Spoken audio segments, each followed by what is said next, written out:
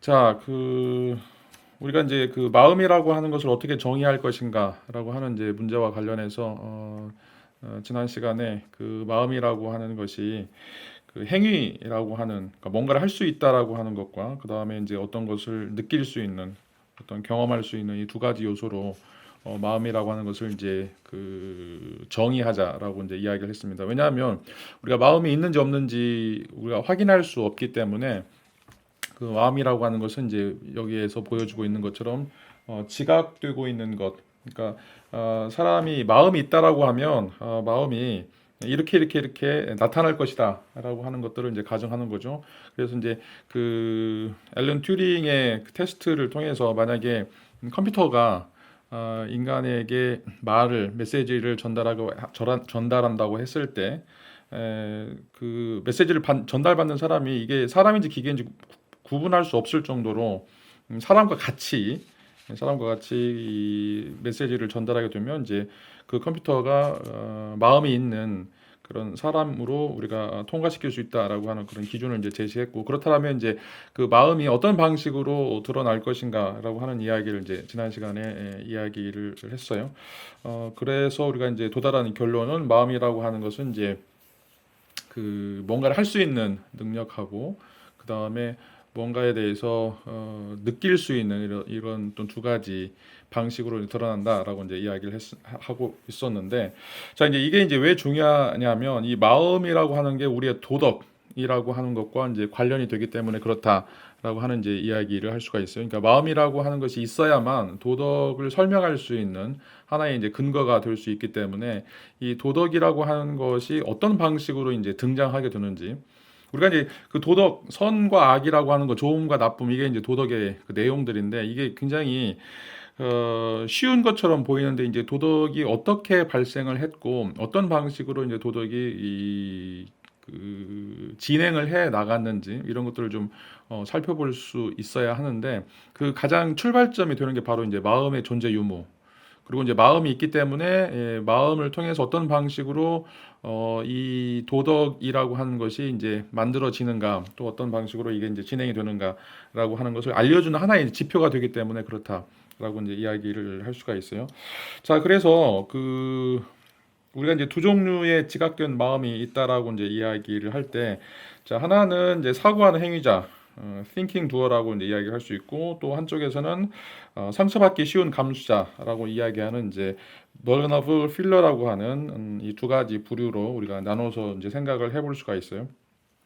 자, 예를 들어서 이제 사고하는 행위자라고 하는 것은 이제 행동하고 도덕적 책임을 지는 어떤 능동적인 마음을 우리가 이제 이야기를 할 수가 있겠고, 그리고 이제 상처받기 쉬운 어떤 감수자는 행위를 당하고 또 도덕적 권리를 가진 어떤 수동적 마음이다라고 이제 이야기를 할 수가 있습니다. 그래서 그 앞에 전자는 이제 기업이나 이런 이제 아주 한 극단에 있는 것이죠. 사고하는 행위자로서 행위할 수 있는 능력만 가지고 있고 뭔가를 느끼지 못하는 이 행위의 극단적인 측면이다라고 이야기할 수 있겠고, 또 이제 다른 한쪽으로는 이제 행위보다는 행위에 의해서 어떤 것들을 겪게 되는 이것의 또 하나의 어떤 극단으로서 뭐 강아지라든지 동물이라든지 뭐 환자라든지 아이, 이런 측면들을 우리가 이제 이야기해 볼 수가 있겠죠. 자, 이런 내용들은 어떻게 보면 이제 동서고금을 막론하고 철학에서 다양한 방식으로 이제 이런 이야기들이 등장하고 있다라고 하는 것을 우리가 이제 알 수 있어요. 자, 그래서 이제 그 논어나 주역 또 도덕경에서 이 세계를 설명할 때 흑백 또는 이제 음양 또는 이제 선악 이런 것들로 이제 이야기하고, 이것들이 서로 분리되어 있지만 서로 또 상호 보완적인 그런 존재다라고 하는 방식으로 이제 이야기를 하고 있어요. 자, 이런 세계를 구성하고 있는 두 가지 이원적인 원리들이 서로 따로 독립되어 있고 개별적으로 우리가 구분할 수 있긴 하지만, 자, 이런 것들은 서로 보완이 되어서 이제 서로 영향을 주고받는다라고 하는 것도 우리가 이제 알 수 있고, 특별히 이제 이 마음 지각과 관련해서 안과 박 또는 이제 입력 출력 또는 수동 능동 또 감수자 행위자 또 피해자 가해자, 자 이런 방식으로 이제 서로 얽혀 있다라고 하는 것을 우리가 이제 알 수가 있어요. 자, 이런 방식으로 우리가 이제 논의를 하게 될 때 이제 도덕과 관련해서 우리가 이제 도덕 행위자와 도덕 수동자라고 하는 이제 이야기를 할 수가 있는데, 이런 이야기를 이제 최초로 제시한 사람이 바로 이제 아리스토텔레스라고 하는 이제 철학자예요.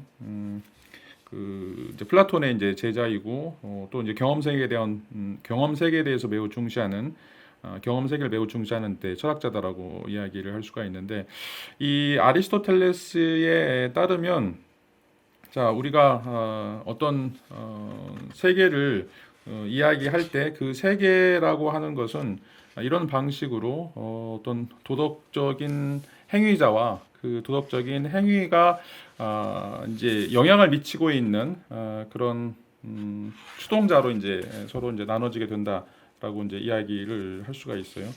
자, 이런 방식으로 이제 해서 우리가 도덕적 행위자라고 하는 이제 얘들은 선과 악의 수행자로서 또는 이제 뭐 영웅이나 악당 또 뭐 간디나 히틀러 또 경찰이나 강도 뭐 이런 어떤 사람들을 우리가 이제 구분할 수가 있겠고 그 다음에 이제 도덕적인 수동자는 이제 이런 도덕적인 행위자가 하는 행위들을 이제 받고 있는 그런 사람들이기 때문에 이건 이제 피해자나 수혜자라고 이야기를 할 수가 있어요. 그래서 선행의 수혜자나 악행의 피해자, 또 구원받는 자, 또 상처받는 자, 또 양자나 고아처럼 도덕적인 또는 비도덕적인 행위를 이제 그 받는 당하는 이런 어떤 존재들을 의미한다라고 이제 이야기를 할 수가 있어요. 이런 어떤 행위자와 도덕자라고 하는 것이 이제 도덕 세계를 이제 이루고 있고 이 도덕 세계라고 하는 것은 이제 상호 보완적인 서로 대립하고 있지만 상호 보완적인 어떤 세계다라고 이제 이야기를 할 수가 있습니다. 그리고 이제 이 선과 악이라고 하는 것은 어떻게 보면 동전의 양면과 같아서 한 쌍을 이루고 있는 한 두 가지 마음들이 서로 이제 관련되어 있는 그런 요소다라고 하는 것을 우리가 이제 알 수가 있죠. 자, 이 도덕이라고 하는 개념이 이제 어떻게 드러나게 되는지, 특별히 이제 이 마음이라고 하는 것을 통해서 이 도덕이라고 하는 것이 우리가 이 도덕이라고 하는 개념을 우리가 이제 그 뽑아낼 수가 있는데, 자, 이제 도덕이라고 하는 이제 개념은 이 그 그림에 있는 것처럼 뭔가 할 수 있는 존재와 그 할 수 있는 행위를 받게 되는 수동자 이 둘 사이의 관계 속에서 발생하는 것이다라고 이제 이야기를 할 수가 있어요. 그러니까 이제 도덕이라고 하는 것은 이제 나중에 이제 이런 이야기들이 조금 이제 논쟁거리가 될 텐데 도덕이라고 하는 것은 본래적으로 주어져 있는 것이다라고 하는 측면이 있고요. 또 한쪽에서는 도덕이라고 하는 것은 관계 속에서 이렇게 파생되는 것이다. 라고 하는 이제 두 가지 이론이 서로 이제 대립이 돼요. 자, 그래서 도덕이 이제 주어져 있는 것이다. 라고 하는 그래서 절대적이고 불변하고 이것들은 항상 고정된 것이다. 라고 하는 이제 입장. 이걸 이제 절대주의 또는 이제 본질주의다. 라고 이제 이야기를 할 수가 있겠고. 자, 그렇지 않고 이제 도덕이라고 하는 것은 이 관계 속에서 그러니까 어떤 사람 X와 Y가 어떤 관계를 맺느냐라고 하는 그런 측면에서 이것들은 그런 어떤 관계 속에서 파생되는 것들이다라고 이제 이야기를 하면 도덕적 상대주의 또는 이제 그 도덕적 회의주의라고 하는 방식으로 이제 전개가 돼요. 왜냐하면 절대적 기준이 없기 때문에 그리고 이제 이 도덕이라고 하는 것은 이런 어떤 관계에 의해서 끊임없이 변해갈 수 있기 때문에 그런 것들을 어떻게 하나의 고정된 원리로 수렴하거나 아니면 절대 불변의 원칙으로 우리가 확정하는 것은 이제 불가능하다라고 이제 이야기를 할 수가 있어요. 자, 그런데 이제 우리는 이제 여기서 후자의 이야기, 도덕이라고 하는 것이 인간들 사이의 관계, 하나는 행위자와 또 하나는 그 행위를 받아들이는 사람의 입장으로서 이런 어떤 둘 사이의 역학관계 또는 이제 상호 보완 관계가 이런 어떤 도덕이라고 하는 것을 발생시킨다라고 하는 이제 이야기를 할 수가 있어요. 자, 왜냐하면 우리가 이제 보통 그 악이다라고 하는 거, 악이다라고 하는 것은 대부분 다 이런 어떤 이원적 틀에 의해서 다시 말하면 행위자가 있고 그 행위에 의해서 영향을 받고 있는 그런 그 수동자가 있기 때문에 이런 두 가지 요소들의 상호 대립 또는 상호 관계에 의해서 이 악행들이 벌어진다라고 이제 이야기를 할 수가 있겠죠. 자, 그래서 이제 살인이나 절도나 아동학대 이런 것들은 우리가 이제 악이다라고 이야기하고 그 도덕적으로 이제 안 좋은 것이라고 이야기할 때 그 이유는 자, 이것이 어느 한 사람의 행위가 다른 사람에게 엄청난 고통을 유발하는 그런 어떤 방식으로 이제 이어지기 때문에 그렇다라고 이야기를 할 수가 있어요. 자, 똑같이 고통이 벌어지는데 만약에 이제 반고우처럼 자기가 자신의 귀를 잘랐다. 이거는 이제 도덕적 행위라고 이제 이야기하지 않는 거죠. 자, 이거는 이제 두 가지 마음이 서로 얽혀서 이루어지는 사건이 아니기 때문에 혼자 하는 행위이기 때문에 이 혼자 하는 것은 이 도덕적인가 또는 이제 도덕적이지 않은가라고 하는 그런 문제에서 예, 그 여기서는 이제 A 도덕이나 A 모럴이라고 이야기할 수 있는 도덕이 아닌 자, 이런 것으로 이제 평가가 되죠. 물론 여기서도 이제 물론 여기서도 이게 이제 도덕인가 혼자 하는 행위가 남에게 해를 끼치지 않을 때 남에게 전혀 영향을 끼치지 않을 때 그런 어떤 행위들이 도덕적인 행위인가 아닌가 이거에 대한 어떤 물음들이 있을 수 있어요. 그래서 이제 로빈슨 크루소가 무인도에 가가지고 혼자 사는데 혼자 사는 그런 행위들 중에 뭐 음란 행위라든지 아니면 이제 뭔가 동물을 학대하는 그런 행위라든지 이건 또 동물도 또 마음이 있으니까 그러겠네. 하여튼 이제 혼자 하는 그런 어떤 행위가 과연 이제 도덕적인 행위일 것인가, 속으로 이제 머릿속으로 상상하는 이런 행위라든지, 이런 것들이 과연 이제 잘못된 행위라고 도덕적인 행위라고 이야기할 수 있을 것인가라고 하는 그런 어떤 물음들을 이제 던져볼 수 있죠. 자, 그런데 이제 우리가 후반부에서 이야기하고 있는 이런 어떤 마음의 두 가지 상충, 그리고 하나는 이제 행위자고 하나는 이제 그 행위를 받아들이는 수동자로서의 어떤 상충이다라고 이야기할 때는 그것을 이제 도덕적이다라고 이야기할 수 있지만 만약에 이제 그런 게 없다라면 로빈스 크루소나 이제 반 고흐처럼 자기가 하는 행동이 물론 이제 그 행동이 자신이 받기는 하지만 그것은 이제 도덕적인 것이 아닌 것처럼 우리가 이제 이야기할 수 있다라고 하는 거예요. 물론 여기도 이제 그 다양한 형태의 반론들이 제시가 될 수 있어요. 하여튼 자 여기서는 이제 악을 우리가 행동한다라고 할 때는 이제 다른 사람의 마음의 고통을 의도적으로 이제 야기하는 것이고 그다음에 이제 선을 우리가 행한다라고 얘기할 때는 그 고통을 막아주는 것이다라고 이제 이야기를 할 수가 있어요. 자 이거는 어떻게 보면 이제 심리학적인 것이고 생물학적인 그런 측면이다라고 이제 이야기할 수 있는데 악이라고 하는 것이 무엇이냐 또 선이라고 하는 것은 무엇이냐라고 이야기할 때 악은 고통을 유발시키는 것이고 선은 고통을 막아주는 것이다. 라고 하는 방식으로 이렇게 이원론적으로 그 행위자와 그 수동자 사이의 어떤 관계들 속에서 이런 도덕을 정립하려고 하는 그런 시도다라고 이야기를 할 수가 있어요.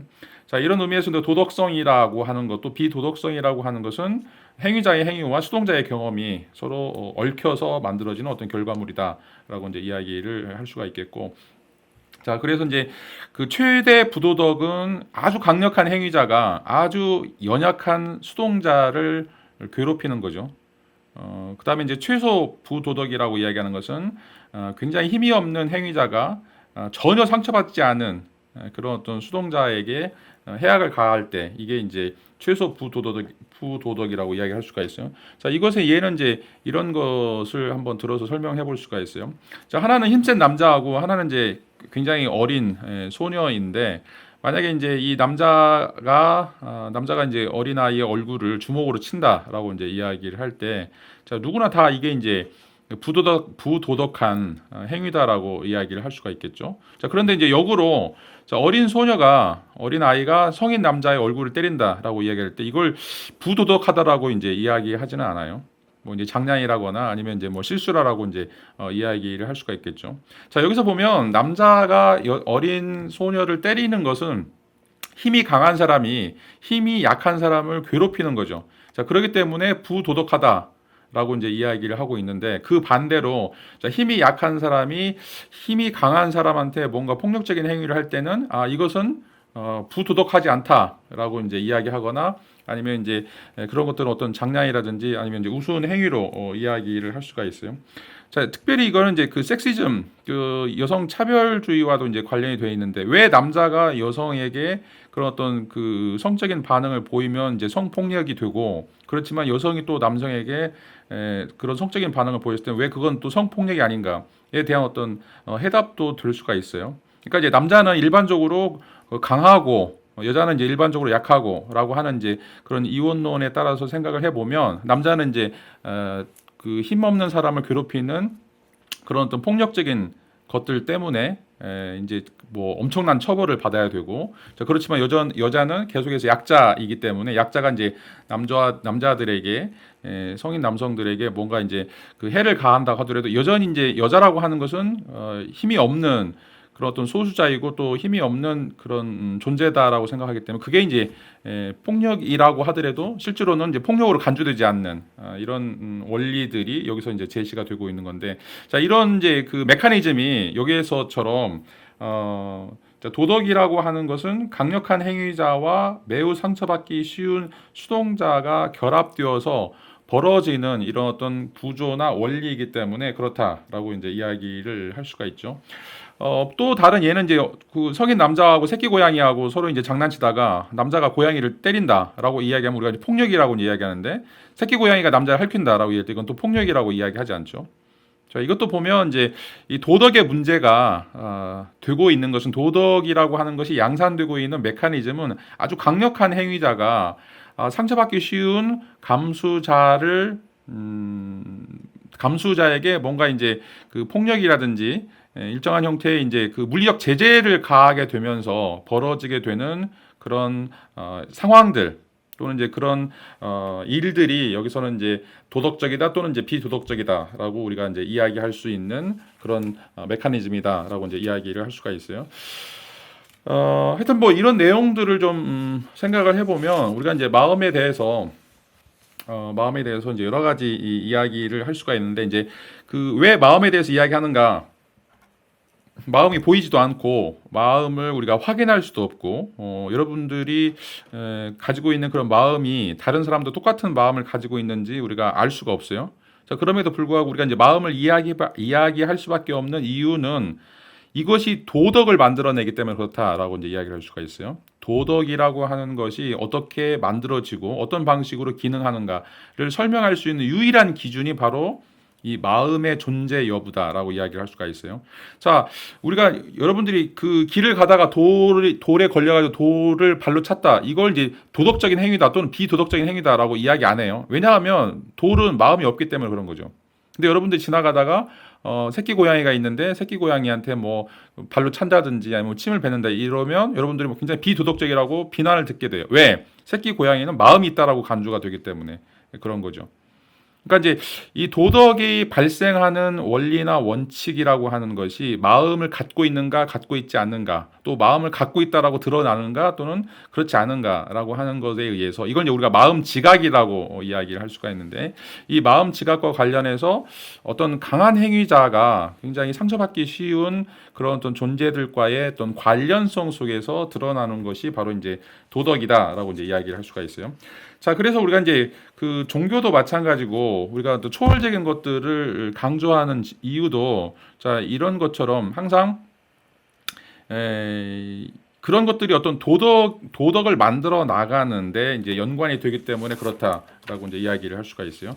자, 이제 이렇게 해서 우리가 전반적으로 왜 우리가 마음이라고 하는 개념을 이야기해야 되는 것인지, 실제로 존재하지 않고 아무리 뭐 MRI나 그 스캐너로 여러분들 뭐 머리끝부터 발끝까지 스캔한다고 하더라도 마음이라고 하는 것은 아무도 발견할 수 없고 그것을 무엇인지 규정할 수가 없죠. 그럼에도 불구하고 왜 우리가 이제 마음에 대해서 이야기하고 마음에 대해서 공부를 해야 되는가? 그 이유는 바로 이게 도덕과 관련이 되어 있기 때문에 그렇다. 도덕을 만들어내고 도덕을 발전시키고 도덕의 개념을 정초하기 때문에 그렇다라고 이제 하는 이야기를 해볼 수가 있어요. 자, 또 이제 그 마음과 관련해서 우리가 이야기할 수 있는 것 중에 하나가 이제 이 신관념인데, 신도 없죠. 신도 여러분들이 아무리 찾아다녀도 없어요. 물론 이제 종교를 믿는 사람들은 신이 있다라고 이제 이야기하지만, 이제 신을 증명해 보라 그러면 신을 우리가 증명할 수가 없어요. 물리적으로 증명할 수 없다라고 하는 거죠. 자, 그런데 우리는 신관념, 신에 대한 어떤 보편적인 관념을 이제 가질 수 있고, 그 신관념이 매우 중요하다라고 하는 것을 우리가 이제 깨닫게 돼요. 자, 이것도 마찬가지예요. 왜 마음이 우리가 필요한지, 왜 마음을 우리가 있다라고 이야기해야 되는지, 그건 이제 도덕과 관련되기 때문에, 만약에 마음이 없으면 우리가 도덕을 이야기할 수 없다라고 하는 거죠. 마찬가지로 이제 우리가 신에 대해서 왜 이야기하는가, 신도 신의 개념이 어떻게 보면 요청돼요.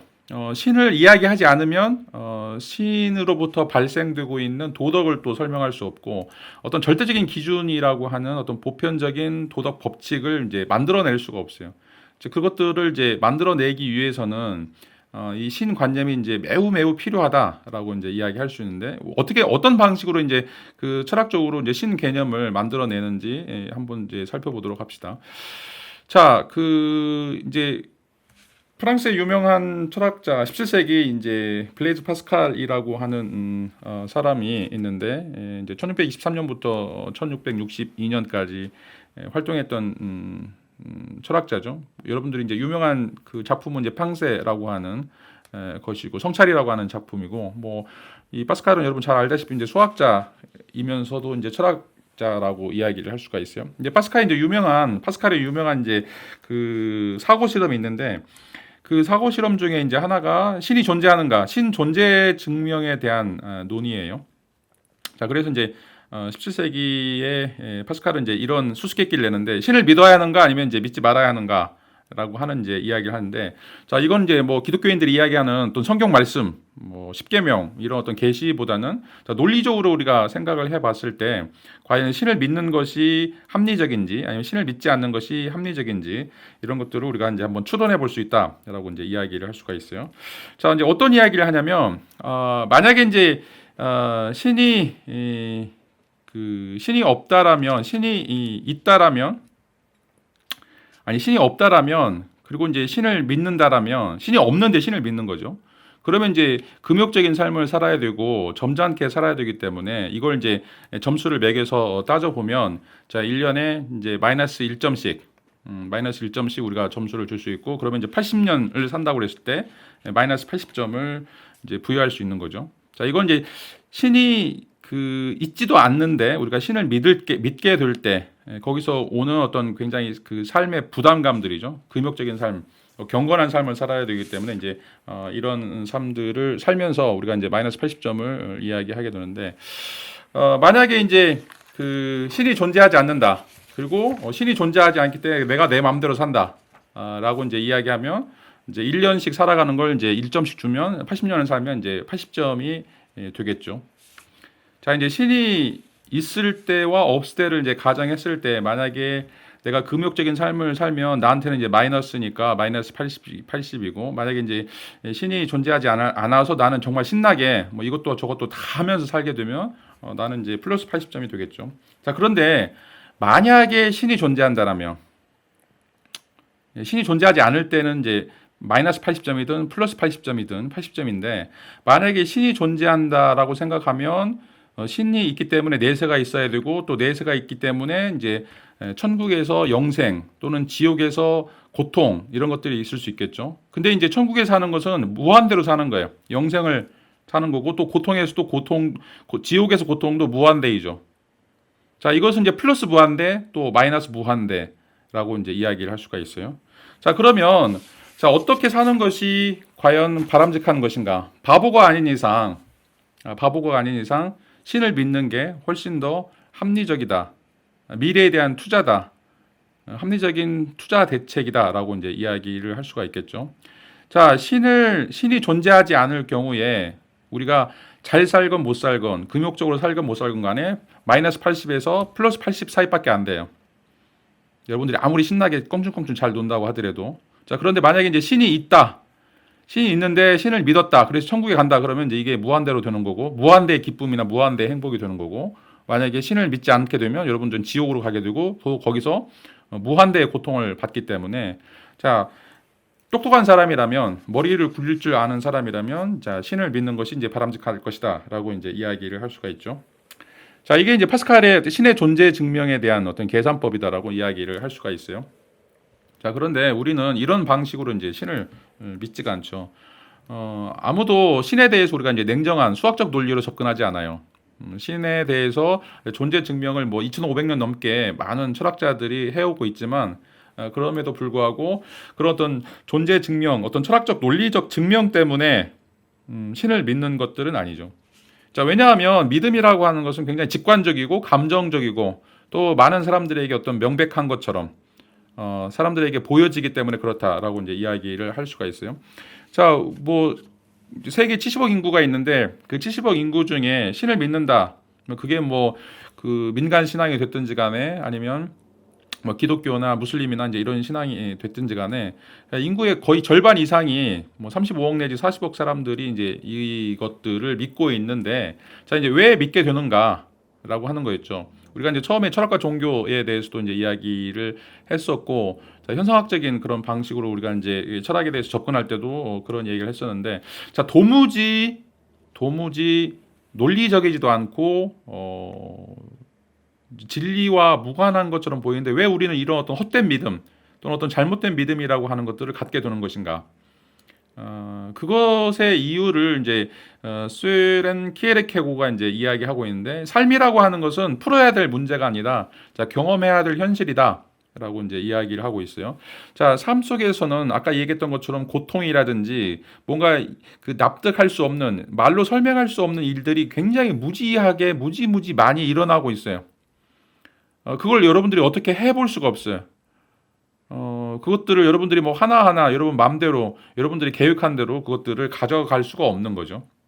자, 그거는 여러분들이 이제 태어나는 순간 또는 이제 죽는 순간, 이것도 이제 마찬가지죠. 여러분들이 어떤 하나도 결정할 수 없는, 이미 여러분들에게 주어져 있는, 그래서 거기서 뭔가 여러분들이 이제 힘든 그런 어떤 삶들을 살 수밖에 없는데, 그런 의미에서 뭔가 그 잡고 가야 될 어떤 것들, 그러니까 이제 실오라기나 아니면 지푸라기처럼 여러분들이 믿고 의지해야 될 어떤 것들이 이제 필요한데, 그게 우리가 신이다라고 이제 이야기를 할 수가 있는 거죠.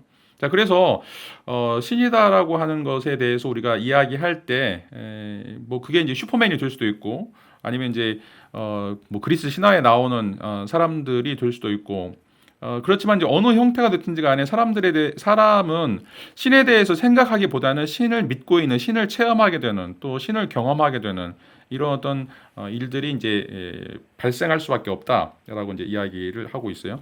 자, 이제 그런 예 중에 하나가 바로 또 죽음이다라고 하는 거예요. 자, 뭐 3만 년 전, 4만 년 전에 이제 그 라스코 동굴벽화나 알타미르 동굴벽화에서 사람들이 이제 그 사냥을 하면서 죽음에 대해서 그림을 그리는, 죽음 이후에 내세의 삶에 대해서 이제 그림을 그리는 내용들이 나오게 되는데, 자, 이제 인간은 죽어본 적이 없어요. 왜냐하면 죽어가는 사람들은 보지만 죽어가는 사람들이 그 이후에 어떤 삶을 사는지 전혀 우리가 알 수가 없어요.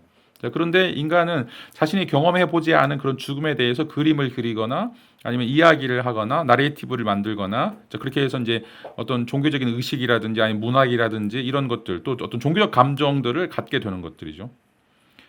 그게 이제 필요하다, 그것들이 있을 수밖에 없다라고 하는 것들을 우리가 이제 마음속에 직관적으로 또 감정적으로 이제 느끼게 된다라고 이야기를 할 수가 있어요. 자, 여러분들은 이제 지금은 굉장히 젊으니까 뭐 종교라든지 아니면 이런 어떤 초월적 세계에 대해서 이제 별로 관심이 없을 수 있어요. 자, 그런데 이제 여러분들이 나이 들어서 죽음을 얼마 앞두고 있지 않을 때 왜 많은 노인들이 죽기 전에 왜 종교에 귀의를 하게 될까? 자, 정말 그 신비스럽게도 거의 뭐 8, 90% 정도의 노인들이 죽음을 앞두고서는 초월적인 것에 대해서 뭔가 지각하는, 뭔가 강력한 어떤 확신들을 갖는 내용들이 나오는데, 자, 왜 그럴까? 사람이 굉장히 이제 연약해지는 순간에 왜 그럴 수밖에 없을까? 자, 우리가 이제 사람의 마음이 존재하지 않는다.